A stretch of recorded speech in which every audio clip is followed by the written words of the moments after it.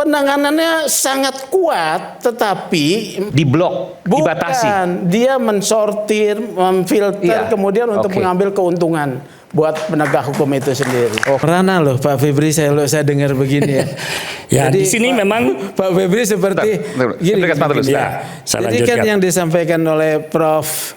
Sahabat saya ini ya, Prof. Firman ya. Prof. Firman ya, seperti menempatkan Pak Febri itu menjadi korban dari penerapan tindakan hukum yang melanggar prinsip-prinsip dasar. Apa sebegitu tidak profesionalnya penegak hukum ya ketika menghadapi Febri ya. Febri ini kan tokoh ya.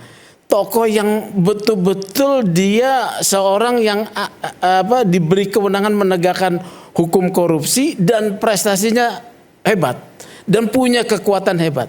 Ya. Yang disampaikan oleh Mas Firman ini menempatkan seakan-akan Febri itu rakyat biasa ya, yang di pinggir jalan yang mau dikenakan katakanlah aktivis lah ya. Aktivis yang mau dikenakan pelanggaran terkait prinsip-prinsip yang sangat mendasar. Ya enggak lah, ya. Ya ini enggak kan lah, begitulah ya. Baru permohonannya kan deskripsinya kira-kira seperti itu. Ada yang bisa Anda patahkan nggak? Satu hal yang saya perlu bisa sebutkan sebetulnya ya. Ini kan tadi Pak Saud sampaikan. Di 12 Juni 2025 kami itu melaporkan peristiwa pidananya.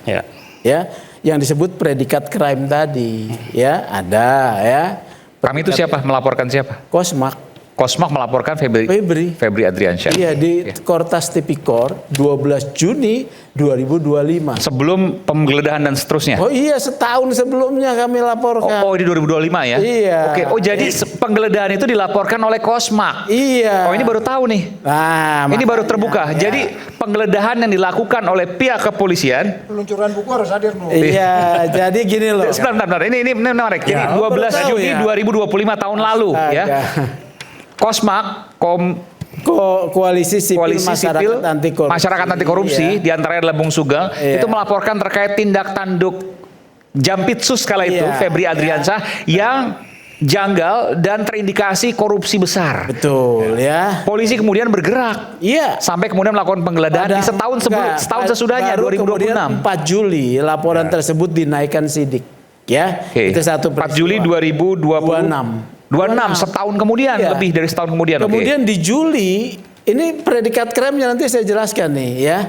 Kita melaporkan adanya dugaan tindak pidana korupsi terkait manipulasi kualitas batu bara yang dijual kepada PLN EPI, anak usahanya PLN ya, yang merugikan keuangan negara sebesar disebutkan dalam konvers tanggal 4 Juli naik sidik 5 triliun. Sudah ada. Ya, saya nggak mau. Ada audit BPK-nya. Apa? Audit saya BPK. tanya kepada penyidik, ya.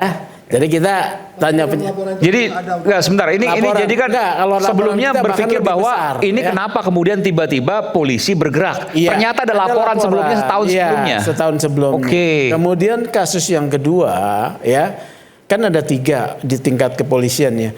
Juli 2025 ya, kalau itu kan Juli 2025 IPW ya mengungkap adanya seorang maklar kasus yang disebut sebagai Ferry Boboho namanya, alias Ferianto Hongkiriwang alias Ferry Boboho, yang ditangkap dalam kaitan penyekapan seorang anggota Densus. Ketika ditangkap dari dia muncul apa? Informasi bahwa dia tuh jadi Markus, ya. Maklar kasus di Kejaksaan Agung. Yang terkait dengan Febri Adriansyah. Pengakuan dia. Iya, pengakuan dia kan. Ya. Apa peristiwanya? Yaitu adanya seorang pengusaha yang dengan inisial TK, ya, yang diduga mendapat aliran dana dari kasus Asabri dan Asabri dan Jiwasraya, ya. Aliran dana dari seorang bernama Bencok ya. Beni Cokro. Ya, harusnya dia kan jadi tersangka nih. Ya. Si TK ini. Iya, TK. TK ini yang rame kan jadi tersangka juga? Sudah TK. Belum jadi tersangka? Belum ya. Oh, ini disebut TK saksi ini ya. TK. Kemudian disebut oleh Ferry Boboho bahwa dia menjadi perantara untuk mengamankan TK di Kejaksaan Agung 55 miliar. Oke, sekarang saya mau Gitu loh tuh. Ya, jadi makasih. Oke. Tapi menurut saya begini. Jadi kemudian kan Sebentar, biar kita diikuti, kemudian sekarang FYH ini kan kemudian dilindungi oleh LPSK, ya. Ferry Ini ada Hongkiriwang. runutan ya, Ferianto Hongkiriwang dilindungi oleh LPSK, ya. Kemudian konstruksi apa yang dikenakan terhadap TK, pemerasan dalam jabatan, ya. Pemerasan dalam jabatan ini analisis TK ini salah satu yang memiliki banyak mall-mall besar di Jakarta. Ya, mungkin juga tidak lah saya katakan ya. Pokoknya ada. Karena sudah beredar diperiksa. fotonya di salah satu kompleks besar di Jakarta, di Mall Jadi Jakarta. dia dikonstruksikan pemerasan sehingga dia harus bisa terbuka secara bebas menyampaikan. Sudah jelas kalau satu lagi Krakatau Steel kami tidak tahu ya.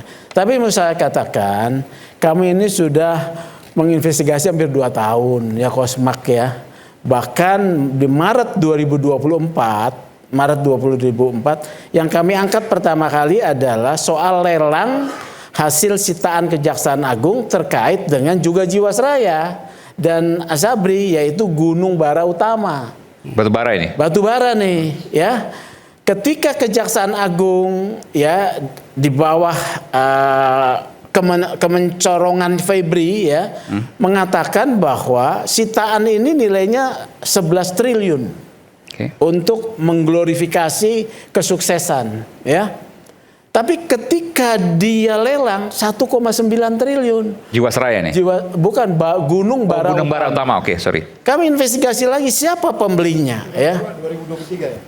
Apa? 2023 peristiwanya. Peristiwa Gunung Bara Utama iya ya. 2023, oke. Tapi kami angkat di 2024 di Maret. Bahkan kami mengundang. Oke, apa indikasi di situ? Indikasinya begini ya, indikasinya. Pertama, pihak pembeli Gunung Bara Utama diduga adalah pemilik awal ya. Kemudian perusahaan ini baru didirikan kalau tidak salah 4 bulan sebelum ikut lelang. Ya. Kemudian perusahaan ini diinformasikan mendapatkan pinjaman dari bank pemerintah 2,5 triliun, ya. Padahal perusahaan ini belum melakukan kegiatan sebagai bisnis tambang sebagai core bisnisnya.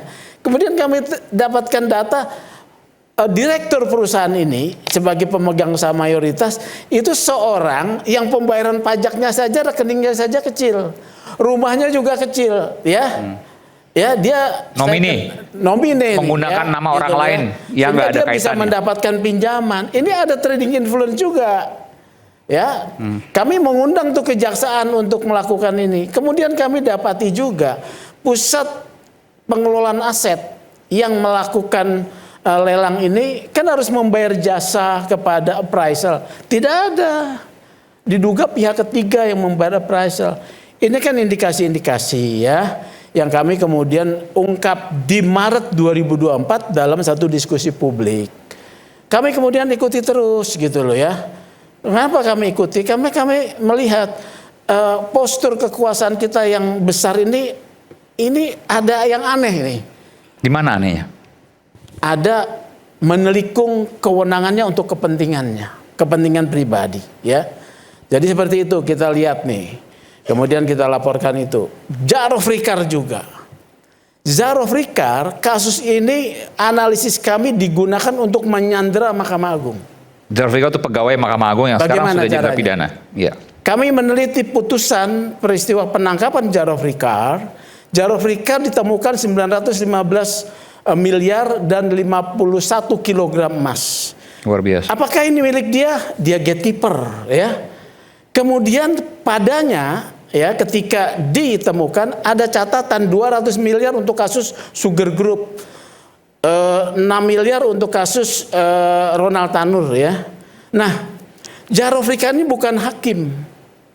Ya, mengapa ada uang pada dia untuk gratifikasi? Tidak tepat, harusnya suap. Jawabannya apa?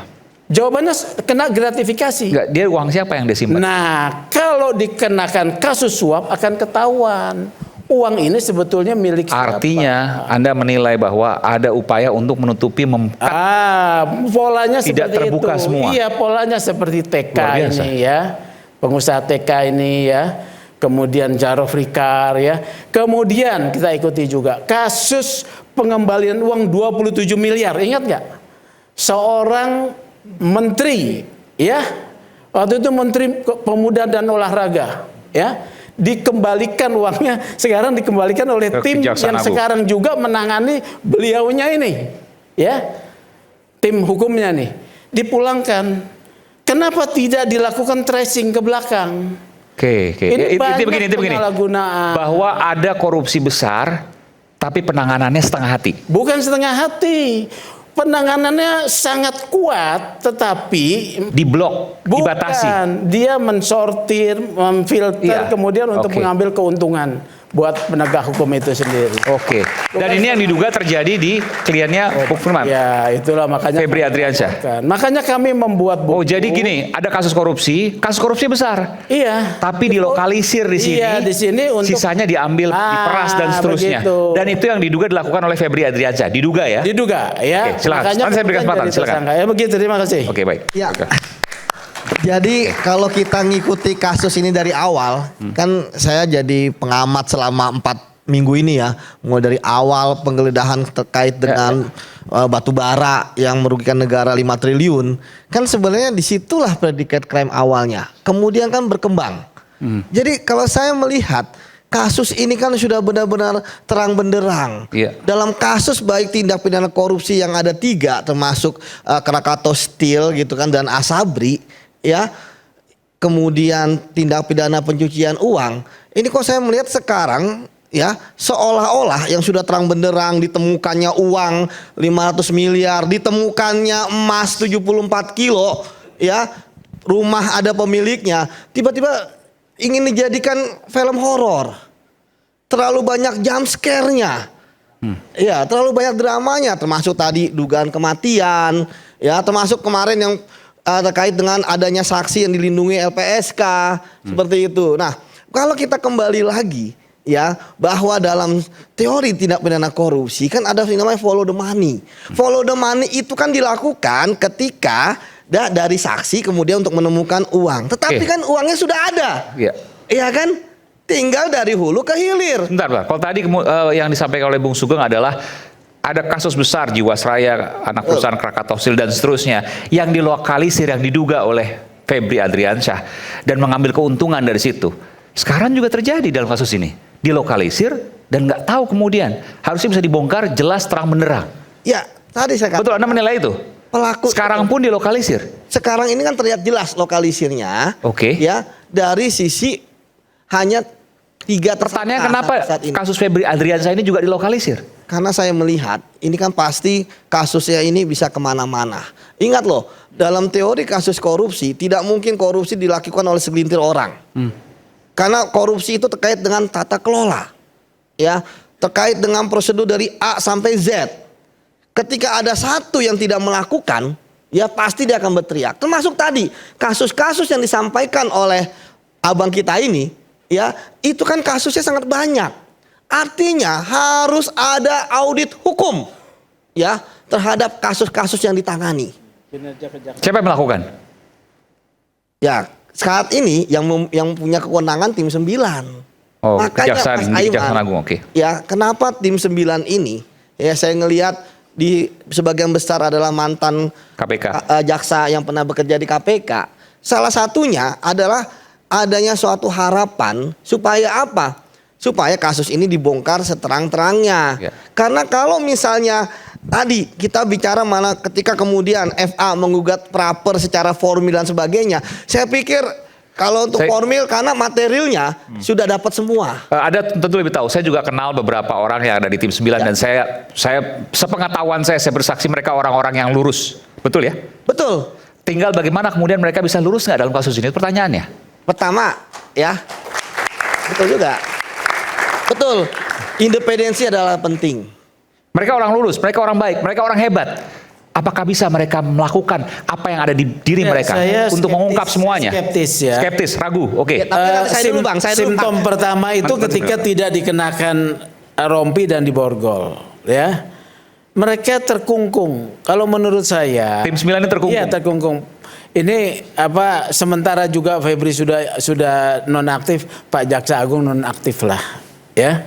Supaya mereka itu yang orang-orang memang yang kredibel bisa bebas bekerja, ya. Pak Jaksa, saya nggak mengatakan Pak Jaksa Agung itu salah terlibat, tetapi di depan mata dia sebagai atasan, kasus yang begitu banyaknya terjadi. Dia punya tanggung jawab kelembagaan, ya, pengawasan, pembinaan, pengarahan kepada kinerja Jampitsus. Dia sudah tidak punya posisi moral lagi nih sebetulnya, ya. Tapi kan dia nggak terlibat. Loh, tidak terlibat tetapi dalam bentuk pengawasan tanggung jawab kelembagaan itu di depan matanya, gitu loh, ya. Di depan Kalau matanya. seperti itu banyak dong pimpinan yang lain juga ada. Pada levelnya satu level nih. Oke. Pada satu level nih, ya. Kalau masih misalnya 2-3 level tidak. Ini pada satu Itu level tanda, ya? dan juga kapasitas profesionalismenya sama karena dia jaksa. Gitu. Ya, jaksa yang mengetahui bahwa postur kasus-kasus korupsi itu akan selalu ada ketika kasus besar TPPU, ada pihak-pihak lain yang bisa diminta pertanggungjawaban. Ada pihak yang memang harus di depan matanya ada penyerahan uang 27M yang dipublikasi, ya. Dan harusnya ada yang diminta pertanggungjawaban, uang itu punya siapa. Ini tidak, gitu loh. Ketika bawahannya mensortir tidak kemudian menyidik orang yang berinisial D yang adalah mantan menteri, ini sudah kekeliruan kelembagaan dan tanggung jawab kelembagaan ada pada pimpinannya. Ini argumentasinya kami. Karena itu membantu komisi tim 9 seperti tadi saya katakan, Pak Jaksa Agung coba nonaktif lah. Dan tentu ini keputusan presiden, ya. Pak Presiden dengar ini. Kalau memang ini mau ditegakkan secara konsisten, ya seperti itu, begitu. Itu yang saya bilang. Saya potong dulu ya, Yud. Itu yang saya bilang, di banyak tempat itu risikonya terlalu tinggi kalau ditangani di kejaksaan. Harusnya? Iya, di KPK. KPK. Tapi kan mereka punya yang disebutnya sebagai kata-kata berwenang di dalam Undang-Undang 19 itu nggak digunakan wewenangnya gitu. Karena Anda bisa bayangkan kalau Anda punya wewenangnya nggak digunakan, itu Anda manusia macam apa gitu. Ya kan gitu kan? Karena di pasal 10 itu jelas itu kata-katanya berwenang. Satu dengan syarat 1, 2, 3, 4, 5 KPK syarat. punya wewenang. Iya, berwenang, kata-katanya berwenang mengambil alih. Bisa langsung mengambil alih. Iya. Tanpa diminta oleh siapapun. Oh iya, dia kan kalau dia baca kasus ini kan udah menulis dengan syarat 1 punya potensi konflik, 2 lama nggak selesai dari tahun 2000 berapa itu. Oke. Terus kemudian ada campur tangan pihak lembaga eksekutif, legislatif, judikatif dan seterusnya itu udah Tiga-tiganya diduga ada. Ya, udah memenuhi syarat sebenarnya. Jadi maksudnya gini loh. Oke. KPK harus ambil alih. Yang disebutnya predicate crime, which is itu yang diminta oleh lawyer untuk dijelaskan. Sebenarnya predicate crime-nya udah terjadi. Tapi kemudian ketika awal kasus ini kelihatannya ya naik juga kalau kita katakan ini nggak ada kaitan sama MBG ya. Ada aja, pasti ada. Itu analisis itu bisa kita bilang yang namanya analisis ya. Jadi maksud saya dari awal tuh udah kelihatannya crowded gitu loh. Terus MBG maksudnya tersangka yang ditangkap oleh kedua, kejaksaan. kalaupun masuk geng memberi ke KPK dibaca nggak sama mereka? Dibaca nggak? KPK dia, Pak. Kan lapor kan? Dibaca nggak sama mereka? Ya kita bertanya terus soal perkembangan. Ada lapor juga selain ke polisi ke KPK ada, juga? Ada dong. Waktu 2025 itu. Artinya 2025. laporan yang sama dia berikan kalau KPK. kalau Yudi ada di sana dibaca sama Yudi lapor saya tuh. Mainkan Yud, gua gitu. Saya tidak tahu kan itu hasil penyidikan walaupun kami diminta keterangan, data, informasi Oleh ya kan? KPK waktu oleh itu ya? KPK ya. Iya kan? Karena informasinya sama, Bro. Sama. Jadi gini, saya sepakat dengan Pak Saud, sepakat dengan beliau ya bahwa sebenarnya kasus ini kan harusnya ditangani oleh KPK karena tidak ada konflik kepentingan. Ya, namun ya tentu kita bisa melihat pada malam itu kan saya melihatnya jadi malam yang apa ya? Jangan-jangan lawyernya juga lebih percaya ini kalau dikasih ke KPK. Karena malam itu kan kita bisa melihat Mas Aiman itu kan ada nama-nama KPK. Ya. Ya kan ada nama deputi, ya kan deputi penindakan, ada mana deputi supervisi. Yang sepengetahuan saya, kalau mau ngambil alih, memang harus ada deputi supervisi, kemudian dikasih ke deputi penindakan. Ya, tapi kan tadi zaman mungkin sudah berubah. Ya, tiba-tiba namanya diangkat, tidak ada lagi di dalam kompres itu kan. Ya, kemudian akhirnya kasih ke teman-teman kejaksaan. Tetapi Menghindar lah ya. iya, Enggak, menghindar. sebenarnya sempat di kejaksaan. Sempat di KPK. Bukan, sempat KPK mau hadir pada malam itu, kan misteri. Waktu konferensi pers pengalihan kasus itu. Iya, kan ada namanya. Oke. Iya, orangnya ada pasti. KPK mau hadir. Ya, pasti ada di situ kan, di dalam Cuma Polda. mungkin di belakang. Ya, cuman tiba-tiba kan namanya diangkat, dan Iya. mereka nggak keluar. Dia kan menarik. Oke. Ya. Apa yang Anda baca di situ? Jadi pada waktu pengalihan dari polisi ke kejaksaan, nama-nama pimpinan KPK ada di situ. Bukan pimpinan, deputi. Iya, deputi kan termasuk Ya. pimpinan lah ya. Ya. Oke, maksudnya bukan anggota dan Bukan, ketuanya ya. bukan, tapi Menarik emang. petinggi-petinggi KPK di sana ada. Iya. Namanya juga jelas. Tapi tiba-tiba namanya menghilang, orangnya nggak ada.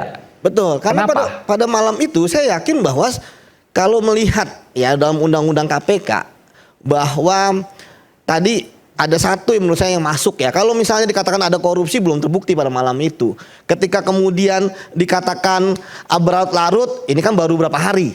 Tetapi yang masuknya adalah adanya dugaan intervensi, ya kan? Entah eksekutif, legislatif, yudikatif dan lain sebagainya. Supaya Entah KPK hukum. nggak masuk. Iya, bukan. Jadi KPK bisa masuk. Makanya malam itu ada KPK. Oke, tapi kemudian faktanya nggak ada. Nah, ketika kemudian nggak ada, ini bagi saya sangat menarik, Oke. ya kan? Apa yang terjadi? Bisa, ya ini KPK bisa menjelaskan apa kemudian KPK ngasih bendera putih atau KPK Kenapa ingin bendera menjadi putih? wasit, gitu kan? Kenapa? Ya mungkin KPK tidak mau terlibat jauh. Kenapa? Nah itu, padahal itu kewenangan. Ini besar sekali. Karena dia Bisa udah bagian kemana-mana. dari pemerintah, agak Enggak, sulit.